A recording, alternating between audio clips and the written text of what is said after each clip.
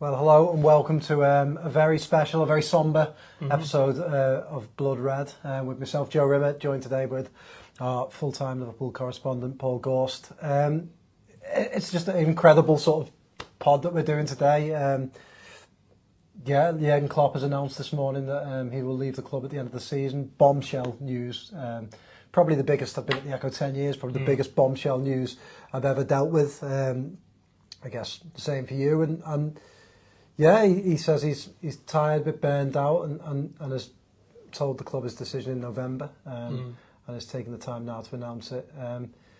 I mean, we will cover various topics. We will talk about this at length. We'll talk about who could possibly replace him, who else is leaving. But just give us your initial thoughts as soon as you heard the news. Yeah, I mean, they took the decision earlier this week to have Klopp's press conference the day after the Fulham game. Yeah. So Liverpool drove back from London Wednesday night, and the press conference was for Thursday afternoon, which unusual, isn't it? A very unusual sort of manoeuvre from the club. And you know, me and Doyle were travelling back from London yesterday with James Pearce of the Athletic, obviously formerly of the Echo, and we were kind of questioning why have they done that. It's a bit out of character, a bit different, a bit odd. And apparently people at the club were saying, well, Jurgen's got something on Friday, so he needs to do it today, and didn't really think too much else of it. You know, Klopp has that many commitments week to week. There could have been a coaching meeting, it could have been a commercial sponsorship thing that he had to be at, or could have been any one of a number of things that none of us twigged that it might be, because he's sitting down with the club to announce that he is leaving at the end of the season. He called it a bombshell there in the introduction, and I think that is, you know, sometimes that word's probably overused, isn't it? Particularly in, you know, in the media, but I think that's a very fitting one. Certainly a shock to us when it come through. We had no inkling of it, and, you know, it was kept very under wraps. Klopp said to Liverpool that he mentioned in November, didn't he? Or rather, probably told the owners. I'd hazard a guess that fewer people knew than did inside the club. And it was certainly a shock to us. It's a shock to people reacting to it. It's a shock to former players, former employees, and it's huge, significant moment that will need to be addressed. And it's not just him either, is it? You know, a slew of backroom staff are also leaving. I'm sure we'll come on to them. But as an initial reaction, it was kind of, ooh, we're going to have a busy Friday ahead of us. And bombshell, like you say.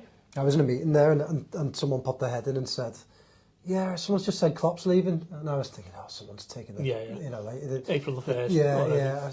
And I thought they must have got the wrong end of the stick. There must be something they're missing here, or maybe they're following like a bogus Liverpool account. You know, sometimes you see on Twitter. But no, you know, walk out, and it was real. I mean, first of all, I think it's incredible that the club have managed to keep this. I mean, I don't know how many people, like you say, Klopp told the owners. I'm sure Pep Linders and Peter Kravitz and his close people knew. Whether he told the players or not, we're not sure yet, but it's incredible they've managed to keep this in this day and age.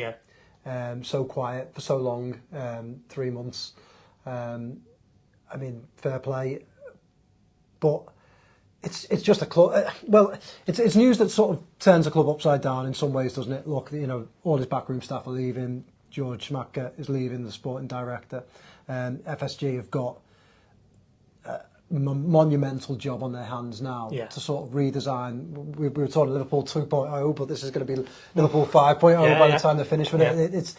It's a monumental decisions for them in getting all this right now, isn't it? Yeah, I mean, first of all, you've got to replace the best Liverpool manager of the 21st century. You know, I was only writing it the other night after the Fulham game. You know, where's he going to sit in the kind of pantheon of greats when he eventually leaves? It's going to be a massive debate, isn't it? But he's certainly up there with Paisley, Shankly, Dalglish, whoever you want to kind of mention. And now it's kind of coming to an end. You can kind of start to have that debate a bit more, can't you? So that's the first one they've got to get right. But also the structure within the club, you know, the kind of framework that's allowed them to be so successful across like the last sort of 5 years, isn't it? You know, the highly respected assistant manager in Pep Linders, the connectivity to Matos between the academy ranks and the first team, and we've seen so many academy players become stars and certainly get a chance and shine this season already, haven't we? So that's going to be a role that they'll have to replace adequately for. And Peter Kravitz was obviously Klopp's kind of long-serving right-hand man, wasn't he? So it's it's more than just getting the manager right, really. Obviously, the manager will probably have a say on who he's going to be bringing in with his backroom staff. But then the sporting director situation, I think, is a big one on its own. You know, I actually asked Klopp about this last week. You know, what's the kind of thinking for him, and because he only signed a 1-year deal. It's coming towards the end of Schmacker. It's coming towards the end of a quiet January, so obviously Liverpool are looking ahead to replacing a sporting director who had actually retired before he was coaxed back into the job. So that was already a big enough thing for Liverpool to resolve. So now they've got that on top of, you know, the manager and his backroom staff. So it's a huge undertaking for FSG, and at least the speculation around them has been put to bed, hasn't it? Quite, you know, I can imagine if that was kind of hanging in the air as well, it'd just be panic stations left and right. So at least, you know, it's been made public now. They've got sort of 4 or 5 months to get the ducks in a row. But the speculation now is going to be ramped up by the week, I'd imagine. And we've already seen, you know, Xabi Alonso top of the odds list, and we've just had a little conversation about 1 or 2 other managers, haven't we? So those debates are going to go on, but it's going to be a sad day when on that final day does come. Yeah, my emails are filling as we speak with John emails Barnes from has already PR spoken about Alonso. Has he? It doesn't take him long. Doesn't take him long at all. But, you know, emails filling up with betting companies sending me PR emails saying, Xabi Alonso, Xabi Alonso, Xabi Alonso. We will come on to him. But this is, you know, we've all seen the Bill Shankly you're having me on, clip of people finding out about Shankly. And this kind of happened the same way. It wasn't like a rumour that built. It was, oh my God. Yeah, I mean, my WhatsApp's lighting up.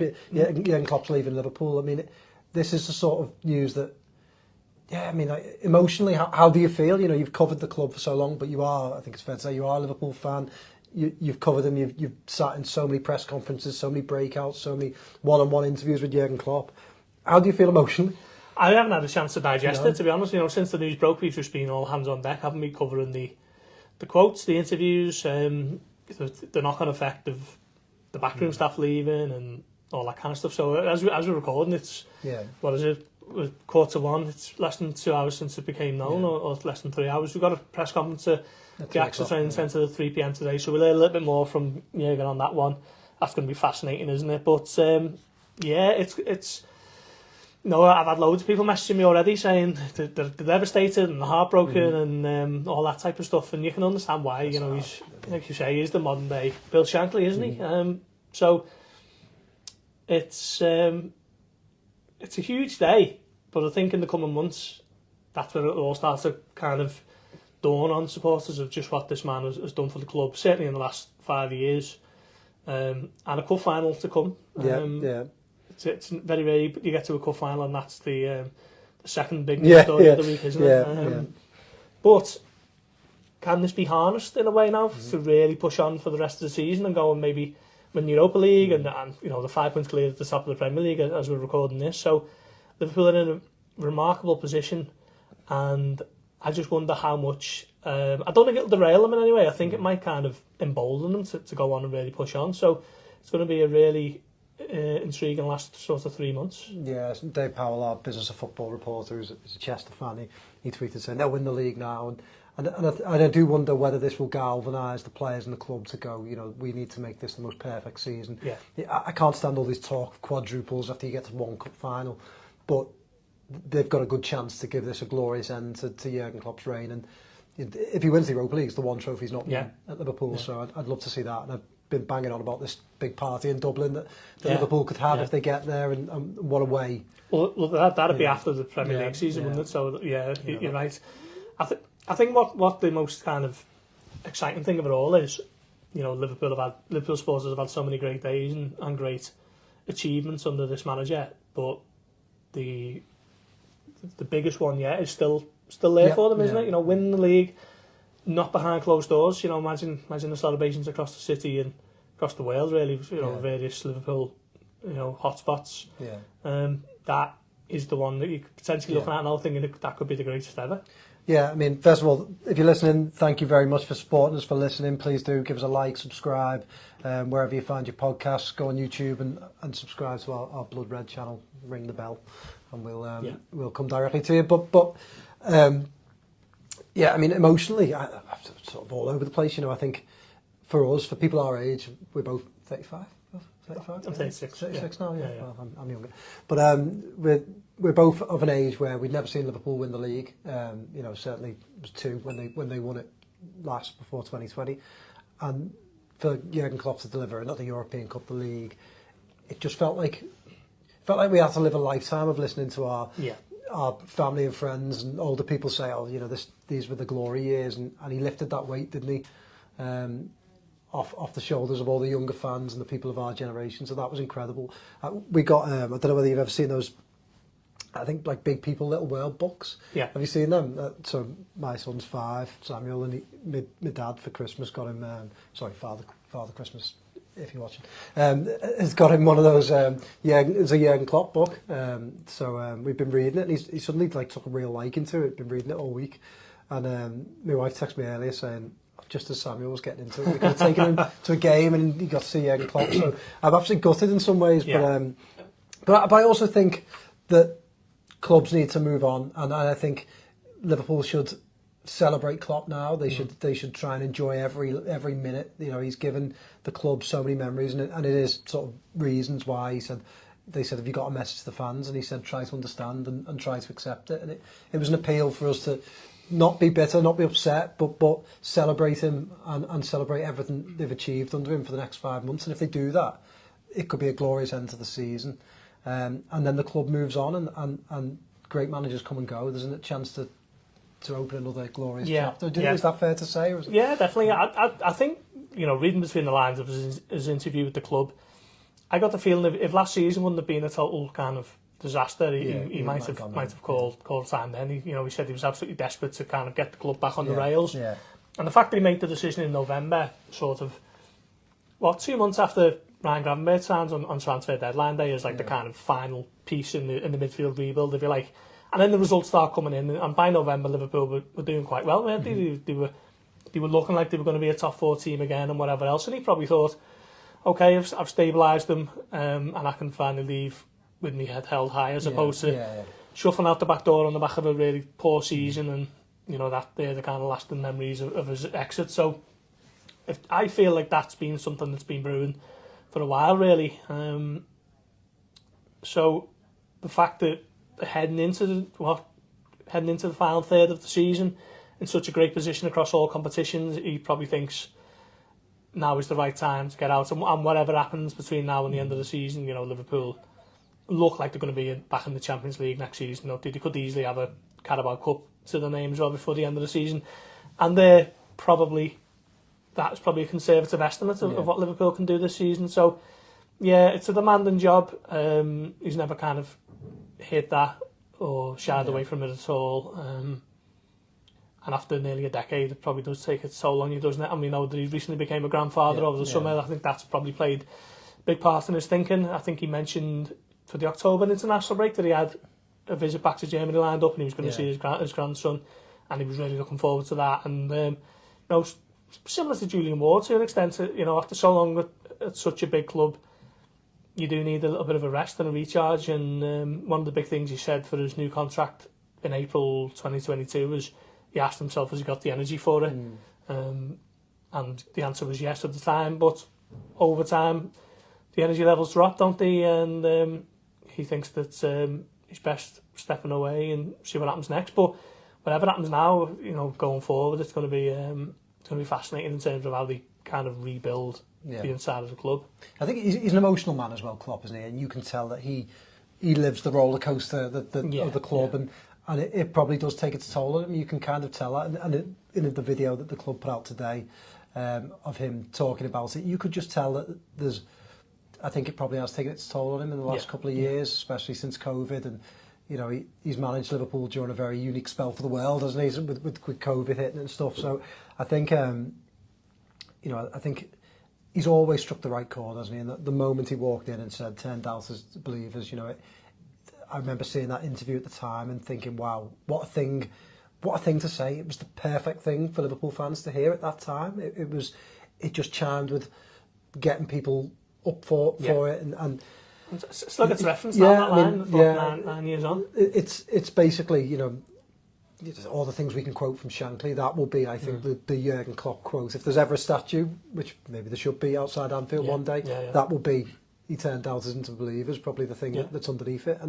And that, I think we shouldn't underestimate how tough it was to turn Liverpool fans from doubters into believers, because I think a lot of us who'd seen all those near misses for the league, seen players slip at the crucial moment, seen other teams put together some of the greatest runs of their lives.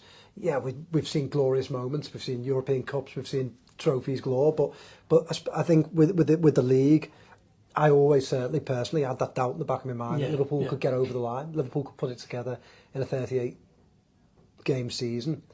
I mean, there were spells where, I don't remember the spell before they lost at Watford. I don't know how many games it was, but they drew one game and won every other game. Yeah. Some of the sequences Klopp could put together in his time at Liverpool was just incredible.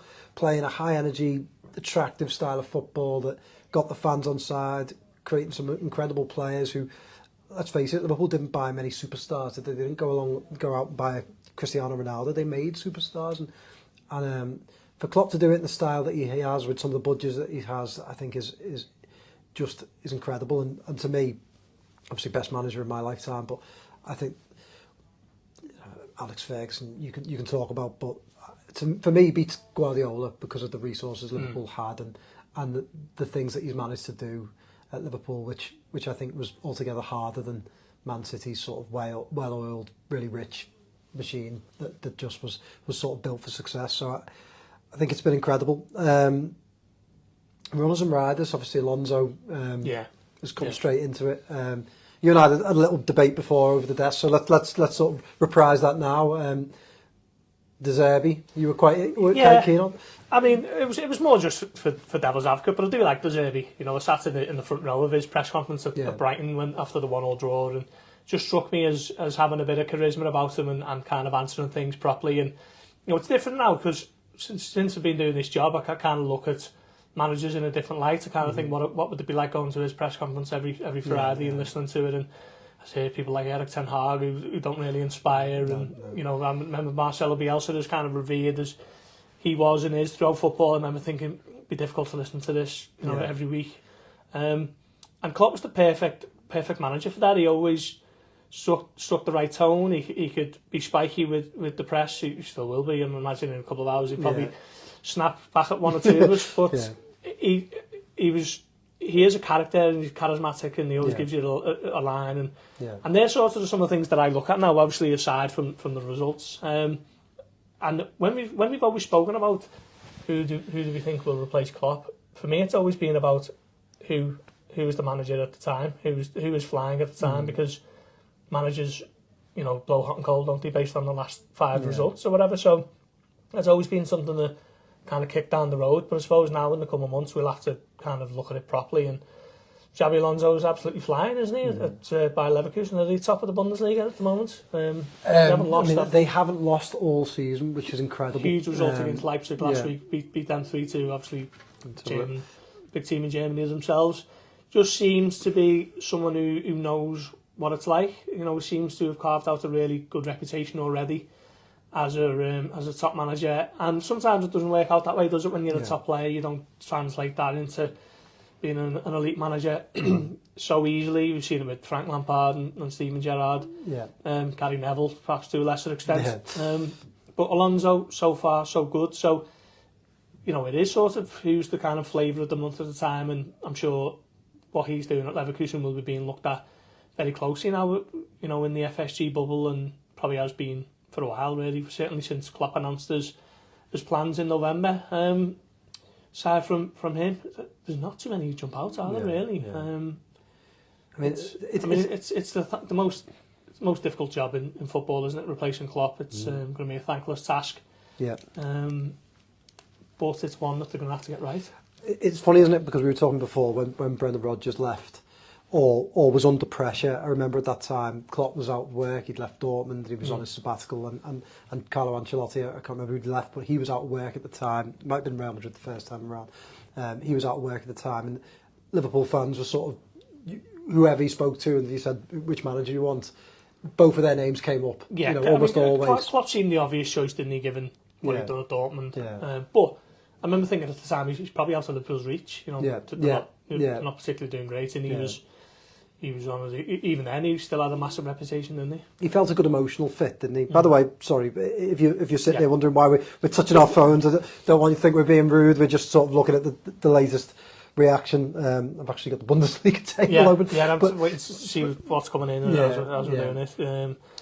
But I remember at the time there were clear favourites, and I know there's a clear favourite now, but there's nobody really out of work. There's nobody. Liverpool that tend to take. I mean, other than Rodgers, I'm trying to think in my lifetime, managers who have won silverware or have been involved in winning silverware. I know Houllier was involved in the France '98 win.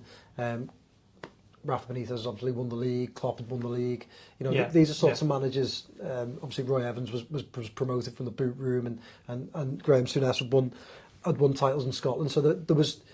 They tend to go for people proven. So Xabi Alonso would be not totally unproven, but very unproven. He's very, very early in his career, and I think that is a huge gamble. And I don't always like thinking about ex-players because you love them as a player. It doesn't mean that he'd be a manager. But I think the job he's doing, it's not just.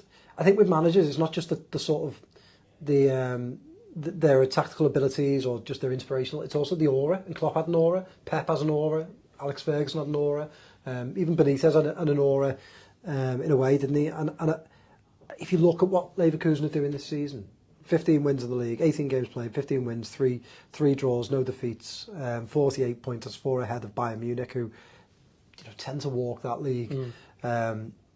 50 goals scored and only 14 conceded. And again, to put that into context, Bayern Munich have scored 53 goals and conceded 16. So, sort of posting those types of numbers that the best team, the Bundesliga, post. I mean, it's not just like Gerrard did well at Rangers and Lampard did well at, it's not just a young manager starting out. It really is impressive stuff, and I feel like he's got that aura about him.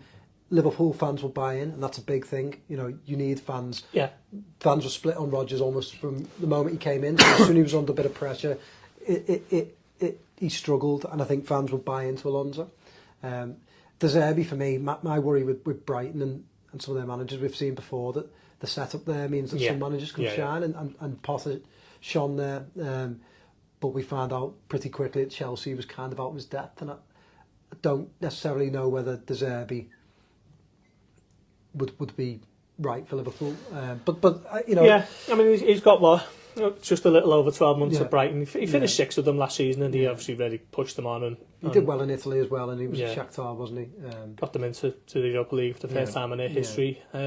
But he's had to deal with some big losses, hasn't he? Alexis McAllister, Moises Caicedo, and he's trying to replace them on a little bit of a smaller budget. But he's certainly someone who's got pedigree. I think with Alonso is, and he probably already said it in various interviews, the amount of quality managers who he had across his career. Carlo Ancelotti, obviously Guardiola at Bayern Munich, is that right? Benitez at Liverpool, Del Bosque at Spain, I think when he won the World Cup 2010. We'll have picked up little bits from all of those, and it's a similar thing with Steven Gerrard, where he had loads of top managers across his career, but Alonso is very much walking the walk at the moment, isn't he, in a league that's usually dominated by Bayern Munich. If he goes on and wins the Bundesliga, I think he would be the outstanding candidate for me. Carlo Ancelotti just signed a new deal at Real Madrid, hasn't he? And that a lot of people thought he might go to Real Madrid. Yeah, I mean, he doesn't strike me as someone who comes in and takes a project, though. Ancelotti, very much, a match day manager, if that makes sense. What I was saying was that Alonso was favourite to go to Real Madrid, wasn't he? But if Ancelotti's staying, then it sort of opens the door, and you're looking at Alonso thinking, if you're going to cut a very promising spell short at Leverkusen, where would he go? Well, you're already thinking Liverpool and Real Madrid are the two clubs. If Real Madrid's not available, Liverpool is. It kind of feels as if the iron is hot type thing. And, I mean, if it wasn't Xabi Alonso who was leading the Bundesliga and playing this sort of football where they're not losing and whatever else, and I think they're up there with Liverpool as one of the Europa League favourites, aren't they? Yeah. People would probably already be looking at it and thinking, who's this fella? He might be all right. So, it's tricky, isn't it? I mean, the other one we haven't mentioned yet, obviously with Liverpool announcing not just Jurgen Klopp's departure, Peter Kravic, Victor Matos, but Pep Linders, which I thought was very interesting, because Pep Linders is someone that has been spoken about so many times, and within Liverpool's statement they said Pep Lijnders also leaves as he's keen to pursue a managerial career. And I thought that was quite interesting because it was almost the club saying, but that won't be with us. And maybe that's just part of the language that they're using. And as the season goes on, we might see a negotiation, whatever. But I thought it was quite interesting that they announced Pep Lijnders' departure when a lot of people have spoken about Pep just maybe stepping up and continuing Klopp's style and Klopp's reign after he's gone. Yeah, I mean, we've had a few opportunities to speak to Pep this season with the Carabao Cup press conferences, and it's just sometimes hearing a different voice. You know, it's nice to hear some of his insights, and some of the things he says makes you think, oh yeah, I don't really think of it that way. You know, fascinating the way he talks about the game. But he has tried manager positions previously, hasn't he? He managed NEC Nijmegen in Holland for 6 months. Yeah, it didn't really particularly work. Probably 100,000 reasons why. None of them reflect accurately on his kind of coaching acumen. But it is interesting that, you know, that they've already announced that he's been leaving. Maybe when the job becomes available, he then forwards a CV and they have a look at it. I don't really know. But he's another one who's been at the club. He's been there longer than Klopp, hasn't he? He's been there 10 years now and sort of come through the rankings, and he's still only 41. He was 41 on Wednesday, so he's still very young and you know, one of the most highly rated assistants in European football, you'd imagine. But does that translate to the big job itself? We're not sure. But these are the sort of questions that the right people have got to get right in the next few months, and it's going to be fascinating, really, isn't it? It is going to be fascinating. I'm going to put you on the spot. 5 Klopp moments. Yeah. Yours. Give us them. Win the Champions League in Madrid. Number 1. Yeah, I think so. Yeah.